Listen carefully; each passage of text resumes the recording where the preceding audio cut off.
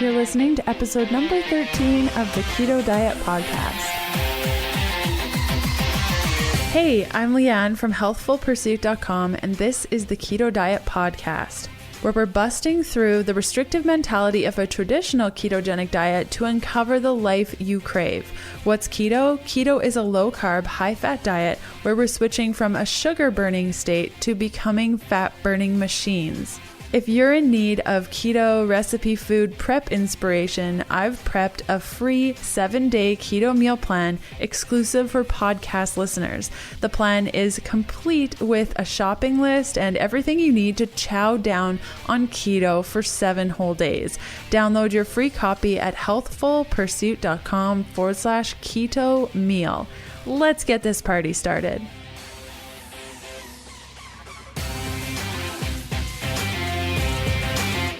Hey guys, happy Sunday. If you're celebrating Christmas, I hope Santa was really good to you and that you're enjoying all of the wonderful time that you're spending with your friends and family.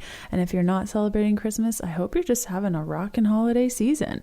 The awesome thing this week, and it's so perfect for this time of year, because if you're making a turkey, you're going to have like a carcass just sitting there and you can make broth. And I have been making this amazing rocket fuel bone broth. The recipe is sort of on my blog on one of the Instant Pot posts that I've done in the past. Basically, you just take about 1.5 cups, which works out to be about 350 milliliters of chicken, turkey, or bone broth, and you put it in the blender with 2 tablespoons of MCT oil, a scoop of gelatin, Vital Proteins gelatin, of course, and a pinch of finely ground gray sea salt, ground black pepper. And if you want to get a little bit crazy, you can add your favorite spice blend or some garlic or ginger, anything. Blend it up, and it makes it really frothy, and you can enjoy it by the fire or working in your office, recording a podcast, which is what I got right here. It's so delicious. What we're covering in today's episode is the effect that your microbiome has on your ability to become fat adapted, the misconceptions surrounding protein on a ketogenic diet, including talk about gluconeogenesis, as well as chatting about how you can use a thing called protein ups instead of carb ups for your training or just feeling better on a ketogenic diet, as well as the importance of relaxation on a ketogenic diet in order to adapt and stay in fat burning mode. The show notes for today's episode can be found at healthfulpursuit.com/podcast/E13. Let's hear from one of our awesome partners. The podcast is sponsored by Paleo Valley 100% grass-fed beef sticks, my new favorite gut-friendly clean protein snack. There are tons of new snack options on the market today, but nothing quite like Paleo Valley's grass-fed beef sticks. They are made from 100% grass-fed and grass-finished beef, which is really rare. Contains all organic spices, are all free of dyes, and are also carb-free, GMO-free, gluten-free, dairy-free, soy-free, and contain 0 grams of sugar. But the big reason these beef sticks make me do the happy dance is that they're fermented. Yes, just like fermented vegetables. As a result, each beef stick contains 1 billion naturally occurring gut healing probiotics. They're super convenient, delicious, and great for your gut, so don't miss out. Exclusive to our listeners, Paleo Valley is providing 20% off all orders for a very limited time.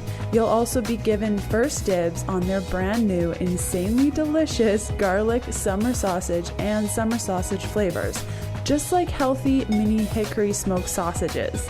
Get your fermented 100% grass-fed beef sticks for 20% off by going to paleovalley.com/keto. Load up your cart and the discount will be automatically applied. Again, that's paleovalley.com/keto. So I got 3 announcements for you. Well, they're sort of like news updates. They're not really announcements. The first one is, and ties so perfectly in with the conversation today, is I've been under a lot of stress. It is a lot of work to write a book, run a business, be a person that also needs to take care of their body. And I found that my digestion was getting really funky. It's just brutal.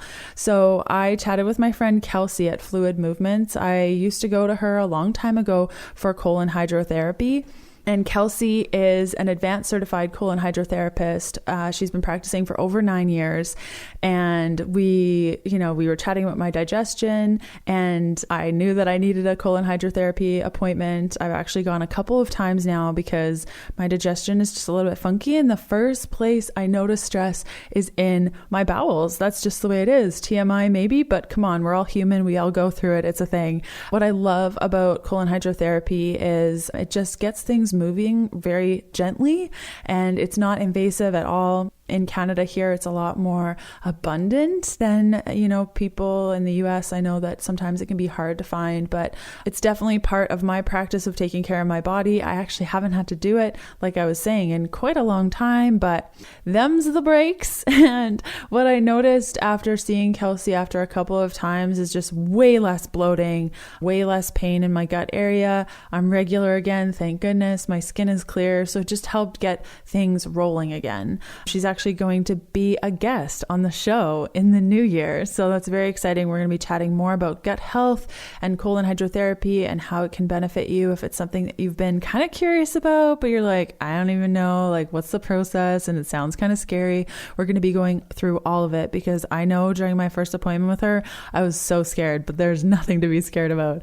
And there's nothing to be ashamed about either. It's just another thing that you can add to your tool belt of things that perhaps can help you stay balanced. And today's guest and I chat in depth about the health of the bowel and making sure that you are eliminating frequently. So it ties in so well with today's chat.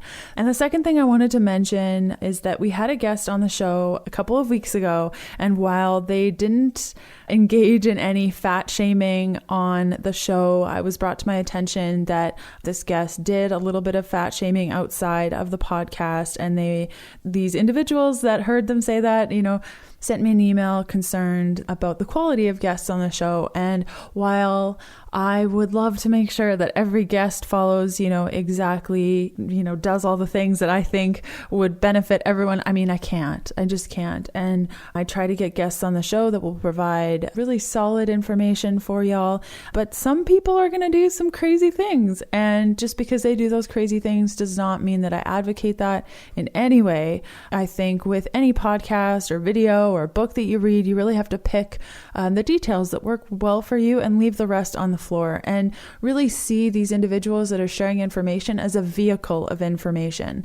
When I stopped getting so personal with the people I was listening to and really got attached to them as a person, it really helped me detach from all the emotions that can come up when they do something that I don't approve of or that didn't work for me. So see all of the information that we share on the podcast and everywhere on the blog and in my videos is just a vehicle for information. And if some sticks, that's great. And if other things don't, that's totally okay.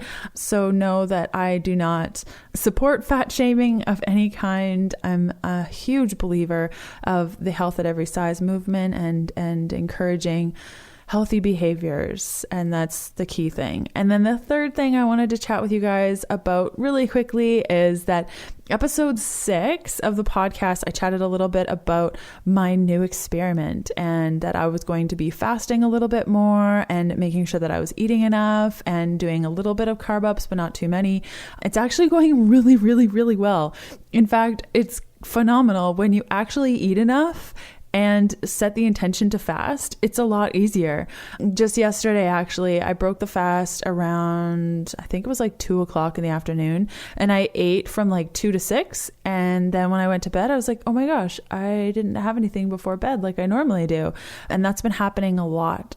And I'm finding that when I do a carb up, because of leptin and leptin being such a satiating hormone, when we are doing carb ups on a low carb eating style, it actually helps our leptin sensitivity, which has been proven time and time again with me, because when I do a carb up, I can fast longer and better and stronger, and I'm satiated, and it's awesome. So it's actually going really, really well. Hopefully I'll be doing an update in the new year about all the things that I'm doing and how I'm manipulating what I'm eating, because it's like an ongoing thing.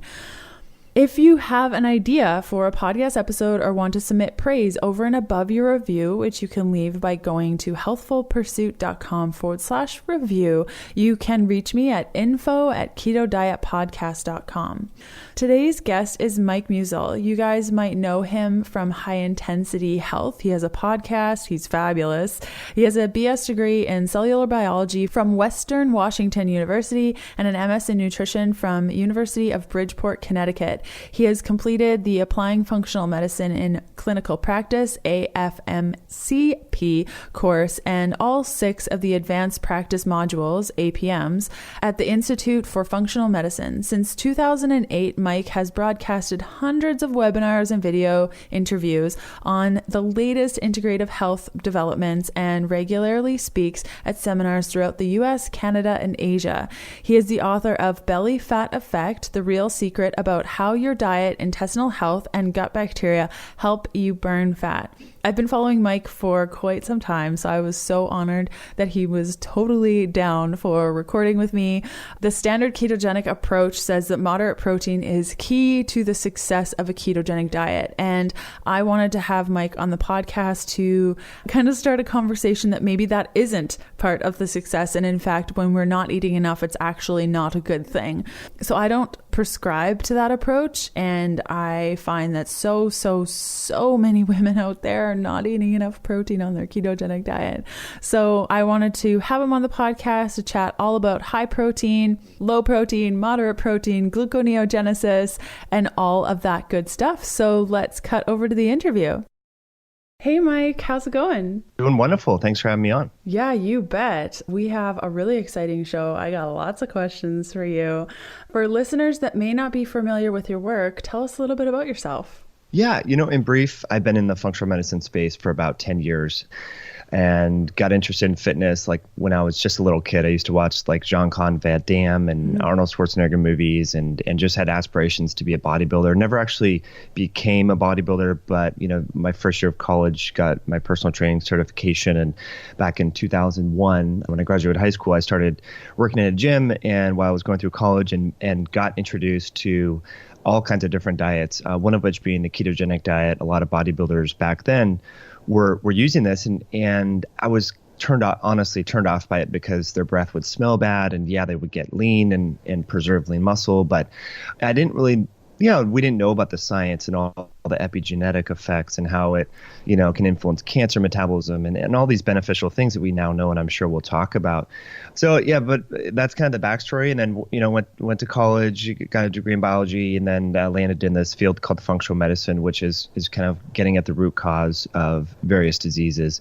And so I work with a lot of integrative, holistic doctors, pharmacists, naturopaths, chiropractors, and started doing webinars lectures for these doctors in 2007. And then started the podcast in 2014 to kind of open up this information that we were kind of holding within this practitioner network to the world at large. And so that's kind of what a little bit about me and where I come from. Instant Pot, my personal favorite pressure cooker, is a partner of the podcast. With Instant Pot, you can make meals in minutes. Truly, I was someone who was intimidated by pressure cookers, but I'm so happy I gave Instant Pot a try. It makes rich bone broths, hearty stews, and epic dishes just like your slow cooker does, but a lot quicker. I have the Instant Pot IP Duo 60, which pressure cooks, slow cooks, cooks rice, sautés, makes yogurt, steams, and warms up food all in one. As an exclusive for Keto Diet Podcast listeners only, Instant Pot is offering everyone $50 off any Instant Pot of their choice.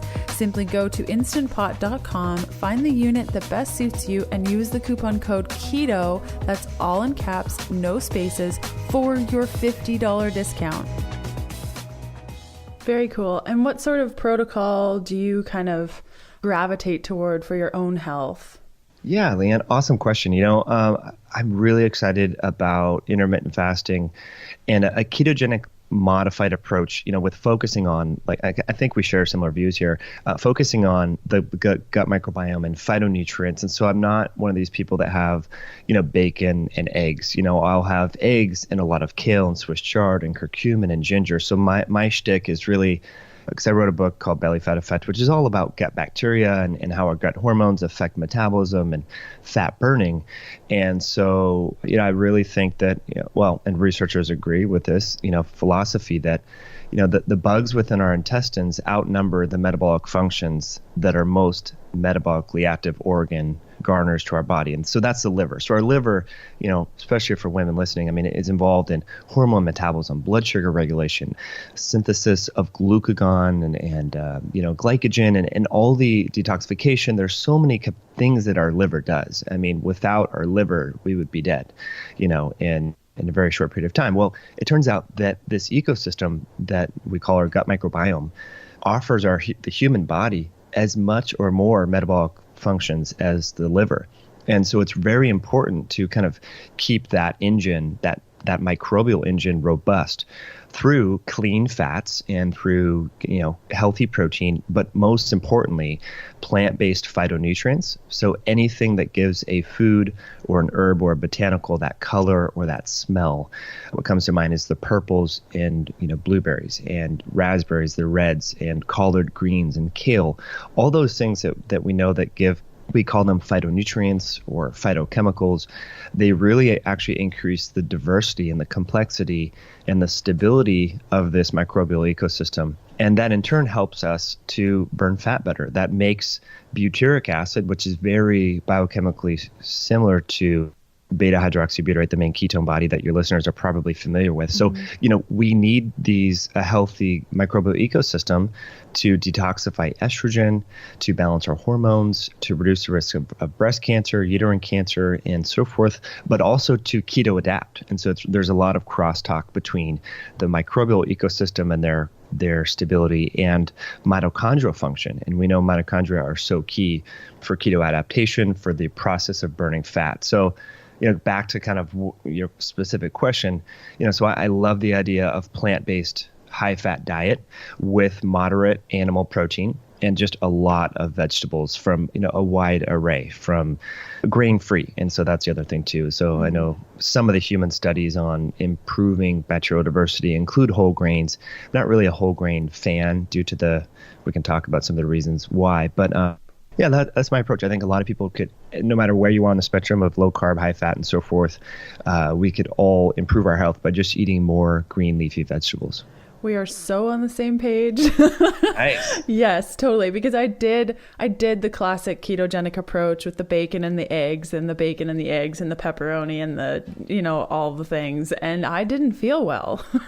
Right. I didn't feel well. Although, my ketones were registering really well. My hormones were horrible. My adrenals totally crashed. My thyroid crashed. So, I think, and I know for a fact that you can have a ketogenic diet while also focusing on those phytonutrients. And I love that that's your approach too, because I know for me personally, the other approach just did not feel good in my body, and a lot of others too.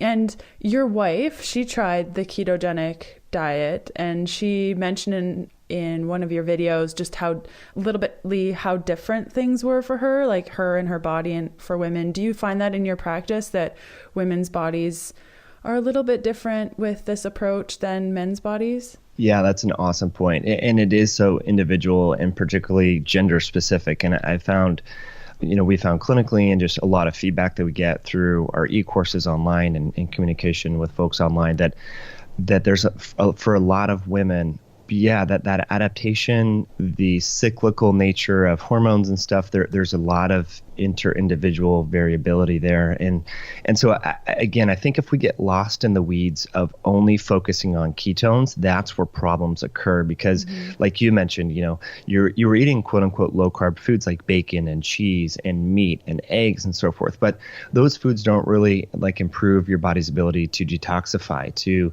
metabolize estrogen, to get rid of synthetic hormones and compounds in our air, food, and water that will affect hormone regulation and ovulatory function. So I wonder, and my suspicion is that is kind of the primary reason as to why there's many other reasons, right? But I think lack of bowel motility. This is kind of a total sidestep, but I'll answer your question directly. So when I talk to different doctors, David Jockers and Jong Rowe and others, that have a pulse on both the ketogenic diet and the microbiome, one of the things, interestingly, that they bring up quite a bit in terms of like a variable or a factor that can help people keto adapt is getting the bowels moving, like literally going number 2, on a regular, consistent basis.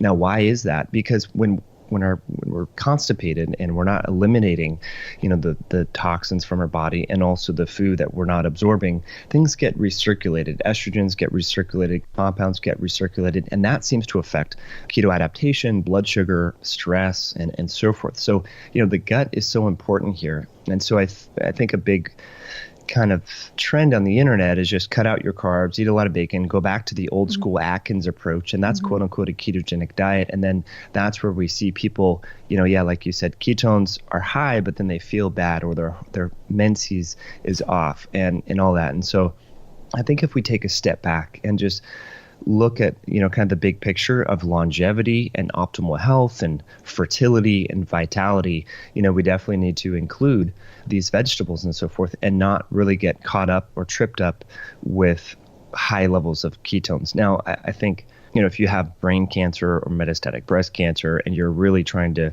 keep millimolar ketones at over 5, for example, for those reasons, that's a little bit different. But I still think it's good to get those vegetables in, and particularly for women to keep the hormones, if we're not going to the bathroom, especially number 2, on a regular basis, estrogen gets recirculated. It's this process known as enterohepatic recirculation.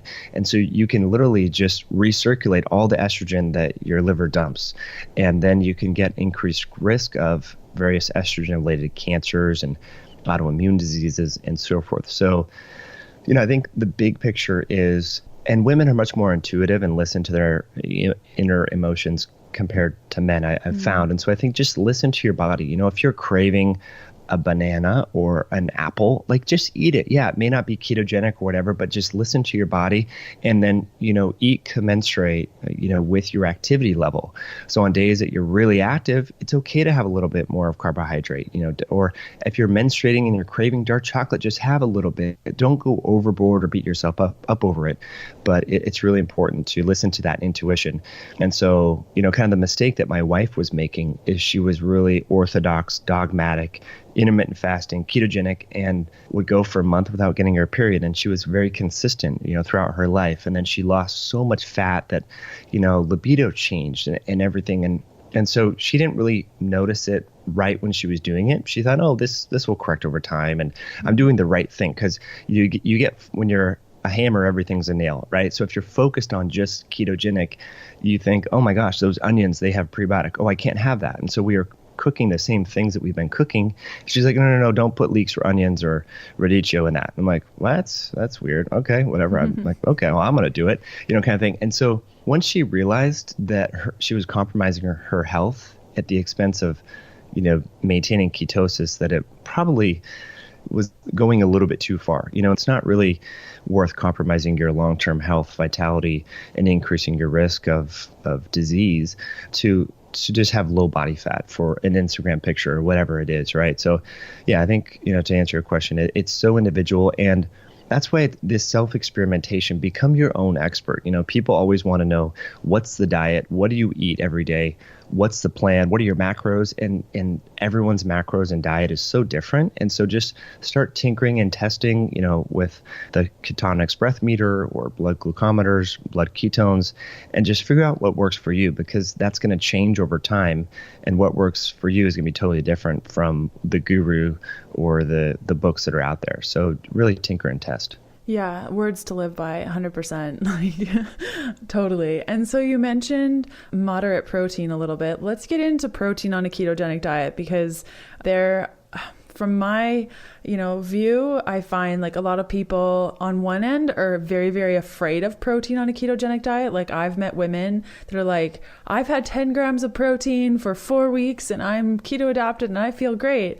And and on the other end, eating probably too much protein. So what are your thoughts on protein on a ketogenic diet? Yeah, this is an awesome point. And I agree with you. There's so much confusion, because I think And there's a lot of great quote unquote experts and gurus in the ketogenic space. And I'm not trying to say that I'm one at all, but I do see people online talk about, this fear-based thing about gluconeogenesis and this formation of sugar from other non-sugar substrates like protein and fat. So people get scared of protein because they think it's going to raise blood sugar and then that's going to take them out of ketosis. But really, like if you're in a ketogenic state, like your body's making ketones, guess what? Your body's also making glucose via gluconeogenesis. So these are not mutually exclusive processes, meaning that if you're making ketones, that you can't have gluconeogenesis occurring at the same time. These are parallel pathways. So when insulin is low and glucagon and some of the counter-regulatory hormones like norepinephrine and epinephrine and so forth are upregulated when you're intermittent fasting, or when you're keto adapted, guess what? You're also making glucose from proteins and so forth. And so this happens anyway. And I think, so don't be scared of it. Like, it doesn't mean that you should have 60 grams of protein per meal by any means, but don't be too freaked out that having 15 or 25 or 30 grams of protein from a very clean source, whether it's plants or animals, eggs, grass-fed beef, lamb, bison, elk, things like that. And don't be scared of moderate protein, because protein is very satiating. It's very thermogenic, meaning it kind of stimulates fat burning. We know it repairs lean muscle mass. There's a lot of benefits there. So really don't be scared of it. And I think, some people saw this gluconeogenesis and thought, oh, okay, well, that means that if you have too much protein, it back converts into sugar, and then that turns off ketogenesis. That really doesn't happen. So, my wife and I did make a video on this to kind of address that. And even Jeff Olick, one of the huge, kind of modern day pioneers of the ketogenic diet for athletes and for optimal health, talks about that protein's very thermogenic, it's satiating, but that's not necessarily bad.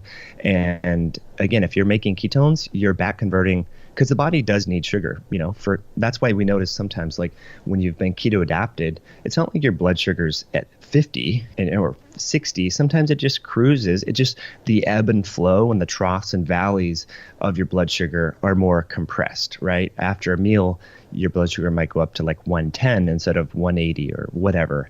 And so, you're still going to be making sugar. And if you're weight training, if you're doing CrossFit, if you're even doing intense yoga, your body's going to utilize sugar, for that activity. And if you're not ingesting the sugar, from glucose and from foods, it's going to take dietary protein and back convert it. And there's nothing really wrong with that. It's not the most energy efficient process for the body, but the body will do it.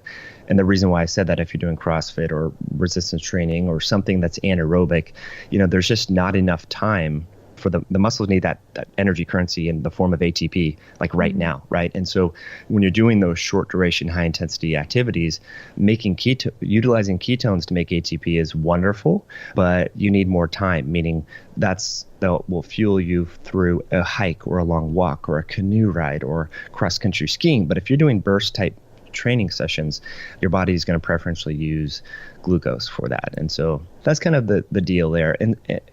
So just to summarize, gluconeogenesis and ketogenesis, the formation of ketones, are parallel processes. They do happen at the same time. And I think what can throw you out of ketosis is excess dietary protein. And also, we should qualify what type of protein. So I just did a vlog on this and got a lot of comments and so forth. So milk, for example, is low glycemic. It's one of these paradoxical foods in the sense that it doesn't spike blood sugar, but it's insulinogenic. You're going to downregulate or turn the dimmer switch down on hepatic or liver ketogenesis. So the formation of ketones goes down. It's inversely correlated with insulin. Okay, so low blood insulin, high dietary fat, ketones, your liver is going to make a bunch of ketones. If you have high insulin and you have high dietary fat, guess what? You're going to make fat. You're going to store fat. So one of the adaptations that occurs, when people quote unquote keto adapt, is the liver kind of reprograms its ability to make ketones more efficiently. Again, that process is known as ketogenesis. And a major down regulator of that is insulin. So any protein or any food for that matter that spikes your insulin is going to kind of keep you out of making ketones. And so milk, for example, and dairy in general is one of these proteins that can do that. And so I think people get talk or they go to a seminar and they hear that, oh, protein downregulates this. And we really need to specify what type of protein, how much, what's the context. Spiking insulin after an intense workout training or a long hike or cross-country skiing or whatever is a good thing. You want to repair, your body and so forth from that activity. But if you're just sitting around or you're traveling or you're trying to lose weight, spiking insulin would be a bad thing. So, eggs are not going to spike insulin unless there's something funky in it. And we obviously want locally prepared and, healthy chickens and so forth that are at free range. But, grass-fed beef, lamb, elk, and bison, they're not going to spike insulin. Yeah, if you have maybe 60 or 80 grams and you have so much amino acids and protein in your body, then you need to release insulin to deposit those amino acids for storage. Then that can be a problem. But within the right context, 20 grams, 15 grams, up to 30 grams, I don't think it's going to be a major issue. And I'm not just saying this like off the cuff. My wife and I, for the past year, have done a lot of testing and have found the Ketonix breath acetone meter to be very indicative and accurate. And so, when we have a high vegetable, high plant-based fat, avocado, nuts, and seeds, for the fat sources, and a moderate amount of protein, we're cranking out breath acetone in the 60s. And so that's really suggestive of a mild to high nutritional ketosis. So yeah, I think make sure that you're testing. That's kind of the bottom line. Very cool. And so many things that I need to ask you now. Mm-hmm. So gluconeogenesis, can it supply enough glucose to fuel, say, like high intensity interval training? Like you mentioned CrossFit. And from what I understand, if people are training like CrossFit training every day, that pathway might not produce enough glycogen for your body to properly perform. Would that be fair to say? Or do you feel like the gluconeogenesis rather could supply enough for somebody that's doing those high intensity interval workouts? Mm-hmm. This is such an awesome question. I'm glad you asked this. It really depends. And I know that's not the answer that people want to hear, but it depends when your next training session is. So for example, if you do CrossFit Monday, Wednesday, Friday, and you're really pushing it like at your lactic acid threshold, meaning like your lungs are burning, your legs are burning, your arm, whatever body part you're moving is kind of burning and you can't do any more, that would be indicative of what that is that's lactic acid buildup, right? So when we're doing those type of anaerobic, high intensity, short duration type movements, what we're doing is we're to fuel that, right? Like the cash that's needed, the currency, it's through a process known as glycolysis. So we literally take glucose, snip it in half, and push it through this glycolytic pathway.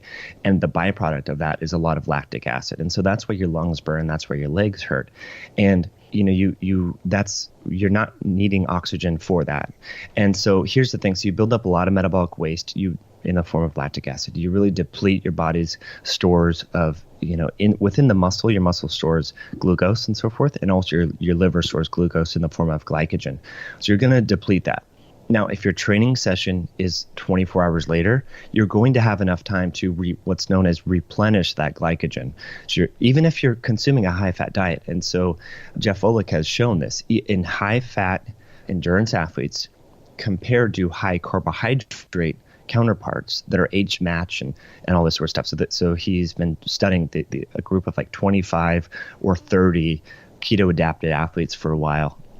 This is very interesting, Leanne. What he's found is that keto-adapted athletes actually replenish glycogen better than carb-adapted athletes, which is totally counter to what you would think. So you're like, how is the body able to do that? And what's really interesting is, and this is why people get such great results with CrossFit or with weight training in general. So when you deplete your glycogen, right? But remember I talked about glycolysis, splitting of sugar, making a lot of metabolic waste. When you do these short duration bursts, what you do is you totally deplete your body's glycogen. And so when you're done with that training session, your body's like, oh my gosh, we have to replenish this. What are we going to do? So then fat burning increases, ketogenesis increases. And then while the body is replenishing the glycogen. So that's one way. So when you do cardio training, like for example, let's just pause with that thought of glycogen replenishment and take a small side step. When you do long distance walking, hiking, running, you're burning primarily fat for fuel. right? You're not really utilized because you have a lot of time. When you take the ketones through the mitochondria, you need a lot of oxygen. That's why you breathe heavy when you do running and so forth, cycling. And it's a very efficient way to burn fuel and to make ATP, to make cellular energy to move your muscles, right? And you don't burn a lot of glycogen. And so while you're burning fat during that activity, there's not much fat burning that occurs after endurance type training. In contrast, when you do the short duration, high intensity resistance training, and this can be even like intense yoga too, like power yoga or vinyasana, hatha yoga, where you're going through the motions very quickly and you get kind of winded. It doesn't have to be under a barbell, although that is a great method. You're breaking down that glycogen, and then guess what? Your fat burning increases for hours and hours after the exercise as a way to kind of help your body to maintain its energy demand while replenishing that glycogen. Okay, so it's almost like, I don't know how to create an analogy, but kind of the tortoise and the hare kind of thing, where the hare would be, or the tortoise would be more fat burning, and then the hare, the fast rabbit, would be kind of sugar burning. So when you're burning all the sugar, during activity, the hare's running really quickly, then the tortoise afterwards is going to just kind of take that load. And so that's where the fat burning kind of increases after the exercise. And so that's why we see so much better metabolic benefits and fat burning benefits long-term with resistance style training, those short duration, high intensity, because your body tends to burn fat for hours and hours afterwards. So, what does this really mean on a practical level? Okay, if you're competing, if you're doing back-to-back workouts, you might need to replenish your glycogen. And especially if you're not totally keto adapted yet. Like, you may have heard 2 months ago about this ketogenic diet thing, so you start eating more avocados and walnuts and whatever, but you're still eating carbs, then you don't really need to worry about it. But if you've been keto adapted for years, you can train no problem. Like, so for me, it's been a year and a half or so of really being serious about this. I can do consecutive high intensity short duration workouts without having to replenish glycogen in the form of, say, sweet potatoes or starches. We don't eat a lot of starch, but it would be butternut squash or sweet potatoes, or maybe some fruit. I don't really need to worry about that because the enzymatic machinery has been upregulated through years of doing this, right, through this keto adaptation period. But for newbies, people that are kind of dabbling with this, you might actually be weaker, initially, because those enzymes and metabolic pathways involved in resynthesizing that glycogen that you really deplete during the workout are not totally there yet. So keep at it with the high fat dieting, but you might need to, in the post-workout window, have some sweet potatoes, some butternut squash, some apples, blueberries. It doesn't mean go out and get a bunch of processed carbohydrates, maybe a little bit of rice, things like that, but you don't need a bunch of pasta and all that. Mm-hmm. Yeah. And this falls so perfectly in line with my Fat Field program where when people are first getting going, if they're training and they haven't built up rather that enzymatic process, it's really helpful. I've seen multiple times, as well as myself when I was first getting going, to kind of have carbs once in a while when I needed them. But now I find I can go long periods of time with those really intense yoga sessions and my body feels just fine. But I know my brother-in-law, he is a coach, and we always talk about gluconeogenesis, and we argue back and forth on whether your body can supply enough glucose. So I'm really going to share this episode with him because I totally win. Right. And then another question that I had for you, you were talking about not having enough protein. We just touched on that lightly, but let's say that somebody's not eating enough protein and their body requires, a little bit of that glucose, so it's going through gluconeogenesis. What happens if there isn't enough protein? Totally. Yeah. I mean, you'll just be fatigued and weak. And so that's the thing. So you won't be able to embark on this glycolytic process. So, it's not like, and you might notice that you're smaller. And so that like less muscular. And so I know for men, this is a little bit more, men generally have more muscle mass, but I know a lot of women know what I'm referring to as water retention as well. So around menses, you retain a lot of water and you can look bloated and full. Well, when you start keto adapting as well, you'll notice that your muscles just have this tighter kind of look and you're going to get more vascular. And so that's literally the glycogen, because you're thriving more on fat burning, your body doesn't need to store as much glycogen to maintain some of the processes and so forth. So you do kind of shed some of that water weight. But, what people would notice if they're kind of new to this and they really drop the carbohydrates, drop the protein very dramatically, and they're just kind of doing a lot of fat, maybe some fiber, they'll notice they get weaker. And so their recovery after an exercise is not very good. Their ability to maintain lean muscle mass wouldn't be very good. And while they're performing that activity, they'll notice like maybe they could do, I don't know, let's say whether it's downward dogs or, Warrior 2, Warrior 3, some of those moves that require a lot of muscle activation, or bench press or squats, whatever, they're going to start failing where they didn't used to fail. And they're going to be like, gosh, why am I weaker? Why am I so tired? Why do I feel fatigued, lethargic? And so that's what that would mean. And so we just go back to the drawing board, so we cut it too far. So that's not necessarily a bad thing. It just means that, okay, we need to increase the protein, maybe not do so much intermittent fasting, throw in another meal, or increase the calories at some level. But it's very easy for people, because they hear what the guru does and they do what the guru does, and it doesn't work for them. And so you just got to kind of tinker and test. But there's going to be a lot of trial and errors. People are trying to figure it out for themselves. When you're first doing this, like you mentioned, Leanne, and you're doing intense work, you might actually, what we call in the endurance space, I used to do competitive bike racing and stuff, we would call it bonking. What that means is that your blood sugar and your glycogen is totally depleted. So your liver is out of storage, your muscles are out of storage, and you're not totally keto adapted, or you're doing too much anaerobic activity. So literally your adrenals and everything is firing to try to raise blood sugar and back convert protein, like via gluconeogenesis. And so you're going to be very shaky, lightheaded. You're going to want glucose right away. If you've ever had that feeling, it's very uncomfortable. But people will probably, if they're pushing themselves in the gym or in the yoga studio, Pilates, Pure Barre, whatever it is, if you're pushing yourselves and you're keto adapting, you might experience that periodically. And so that just means that your body's adjusting, that you probably didn't have enough carbohydrates, and your ability to resynthesize glycogen and keto adapt was not there. But specifically, you were doing a lot of anaerobic activity and you didn't quite have enough glucose and so forth. So that might mean having a small piece of fruit before you train or after you train, and making sure you're getting enough protein.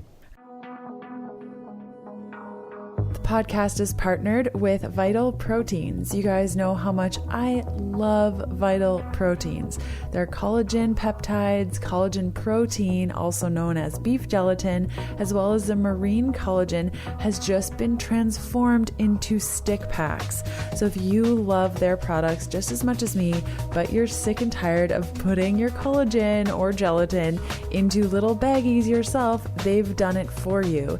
Each stick pack has 10 grams of either your collagen peptides, your beef gelatin, or your marine collagen, all in one little pack that you can put in your purse, you can take with you camping, you could even bring them on holidays. Each box comes with 20 stick packs. Super excited about this. You can stock up on your stick packs and other awesome things from Vital Proteins by going to vitalproteins.com and using the coupon code VPHP10 for 10% off your entire order, plus free shipping in the US. And so you mentioned cortisol a little bit. How would adrenal dysfunction play into all of this? Because a lot of women listening have been pushing themselves at the gym for 20 years plus, probably haven't been eating enough, and their adrenals are a little bit sad. Would that also affect their ability to fat adapt or be able to feel pretty good on a ketogenic diet? Yeah, that's a really good point. I think there's a huge role there. And, cortisol is very involved in blood sugar regulation. I don't know the specifics on how cortisol directly affects ketogenesis, but we do know that it affects insulin and insulin sensitivity. And so, if you've really been burning the candle at both ends and not taking care of our body and looking out for everyone else and working hard and doing excessive cardio because you heard, the calories in, calories out model was kind of the way to stay lean, then definitely take it easy, right? Because your blood sugar, there is some low grade, I hate to use the word metabolic damage, but kind of some low grade insulin resistance going on. And what we see in that kind of situation where there's been a lot of calorie restriction, a lot of excessive cardio, is definitely insulin resistance and thyroid issues, and like you mentioned, adrenal issues. And actually, we need adrenaline and noradrenaline. One of these are quote unquote counter regulatory hormones. These hormones actually help us burn fat, believe it or not. And so they're released from the adrenals. And so if you have HPA axis, so the hypothalamus pituitary adrenal axis, it's all interconnected, right? So when you're overtraining, when you're not meditating or doing any mindfulness-based activity, that whole axis becomes dysregulated at some level. And so I have a video with a hormonal health expert, Carrie Jones, and the title was somewhat controversial and got some kickback from it, but it was does adrenal fatigue really exist? And it may not. We know that the adrenals become dysfunctional, but is it at the hypothalamus? Is it within the brain, or is it within the adrenals or the periphery? There's so many moving parts, and at some level, it doesn't really matter, but we need to make sure that people, while they're keto adapting, or even if they're not keto adapting, if they just want to be healthy, embark on some stress reduction, mindfulness inducing behavior. One of my favorites is meditation. There's a great app called the Muse Meditation Headband. Insight Meditation Timer is wonderful, but very simplistically, people can do heart rate variability analysis. And so that would give you some feedback as to whether or not you quote unquote have some of this metabolic damage, whether you've been burning the candle at both ends for a while, because that will show up in that the beat to beat variability within consecutive heartbeats will be minimized or reduced. And at first that may sound like a good thing, but it's actually a very bad thing. And we know that a lot of beat to beat variability within the heart is a strong suggester, that a strong biomarker, if you will, that you're in a parasympathetic tone, and that our nervous system is kind of partitioned into the sympathetic fight or flight response, and then the parasympathetic is rest and digest and procreate.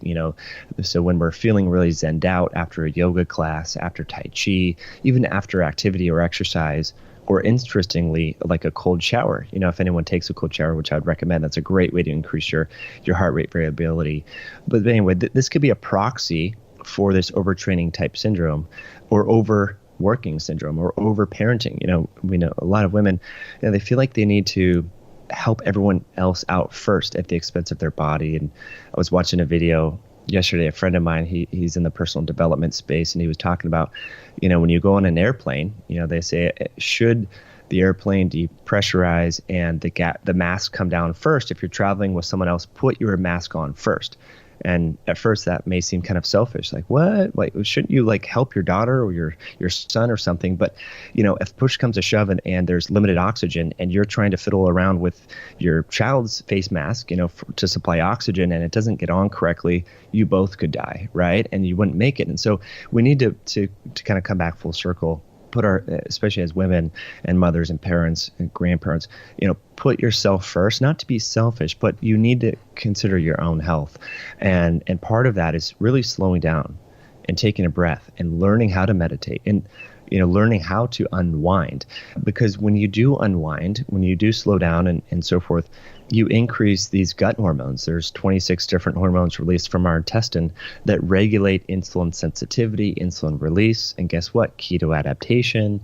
They downregulate inflammation. So if you're always go, you've been overtraining for a while, you've been doing chronic cardio, calorie restriction, these gut hormones are totally suppressed. And so, back when I discovered this, because people don't often talk about these gut hormones, as you know, Leanne. So when I discovered this research back in 2009, I was blown away that scientists found that when people restrict their calories and do yo-yo diets and chronic cardio, these gut hormones that I mentioned are so critical for all our metabolic and fat burning processes can become downregulated for up to 18 months after just a 2-month calorie restricted yo-yo type diet. So imagine someone that's been doing this for years and years, and then they hit 40 or 50 or 60, and they're like, I'm doing everything right, and I just keep gaining weight. Like, what am I doing? And I think these gut hormones play a huge role.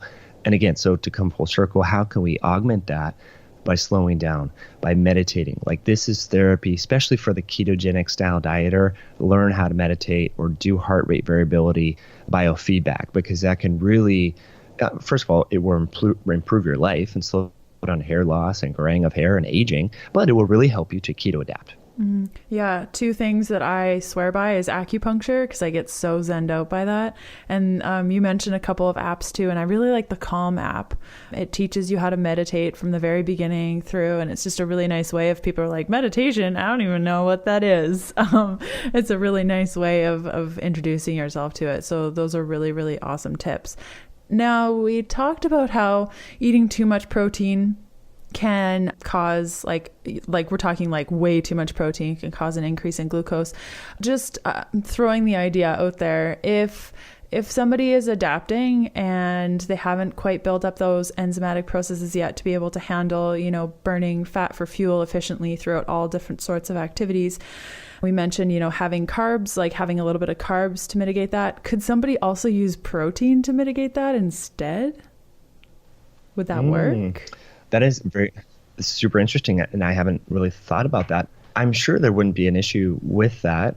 Again, it's so much easier to undergo when you're doing the burst training and so forth, that glycolysis. It's very easy to just, split sugar in two and make ATP that will fuel your muscles. Whereas when you back convert gluconeogenesis and so forth via protein, it's not as quick and so forth. So yeah, people can try and experiment with that. And I mean, it's not like the idea is that outlandish. A lot of competitive bodybuilders and fitness models, they do this very thing. And so what they do is when they keep their calorie intake the same, as when they're bulking, maybe a little bit more when they're bulking, but when they're cutting, they don't want to lose muscle, right? So this is inevitable if you're going to lose fat, right? You're going to lose some muscle mostly, not a whole lot, but maybe half pound a week or a quarter pound a week, something like that. If you're doing a lot of cardio and a lot of cutting. But anyway, what the bodybuilders and fitness models will do is, some of them are not totally in tune, by the way, with this whole ketogenic style of fat loss. But what they'll do is have multiple meals a day, keep the protein very high, 300 to 500 grams of protein per day, and like almost no carbs. And so that's what they're doing. They're still training at a high level. They're still doing cardio, but they've just kind of supplanted or replaced any carbohydrates with dietary protein. Again, why? Because protein is thermogenic. It helps fat burning. It's satiating, and it can help preserve lean muscle mass and so on. But, someone that would do what you said, so replace the carbs with the protein, they might still notice a little bit of fatigue, and so the cool thing about when you're keto adapting is when you do throw the carbs in, you can have like the best workout of your life. You're like, oh my gosh, like what is new? This is like crazy. And you feel this pump and this vascularity and so forth. So I would just make sure that, especially if fat loss or preventing weight gain over time is someone's primary goal, just make sure that you're doing like a kind of a quote unquote higher carb day, 1 to 2 days a week, and just put your carbs before or after exercise. Like that's when our body utilizes them the most. And really, I mean, I kind of look at carbohydrates almost like I look at caffeine. I'm not going to have caffeine right before I go to bed. I'm going to have caffeine when I really need that extra boost. And that's generally, when I'm feeling sluggish or want to go on a long, vigorous hike or cross-country ski or hit the weight room. That's when I want to take that caffeine. And so, interestingly, that's also a good time to have your carbohydrates. Brilliant. Amazing. Thank you so much. You shared so many things. I have lots of notes to put in the show notes. And you mentioned a couple of things that I'll also put in the show notes, including the link to your book, some of the videos that we mentioned. I'll link out to your YouTube channel so people can watch those if they're more curious about all the things that you do. Yeah. Thanks so much for being on the show, Mike. You totally crushed it. My pleasure. My pleasure, Leanne. Thanks for the opportunity. This was fun. Yeah, you bet.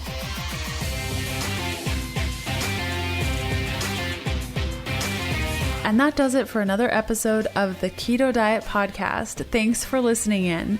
You can follow me on Instagram by searching Healthful Pursuit, where you'll find daily keto eats and other fun things. And check out all of my keto supportive programs, bundles, guides, and other cool things over at healthfulpursuit.com/shop. And I'll see you next Sunday. Bye.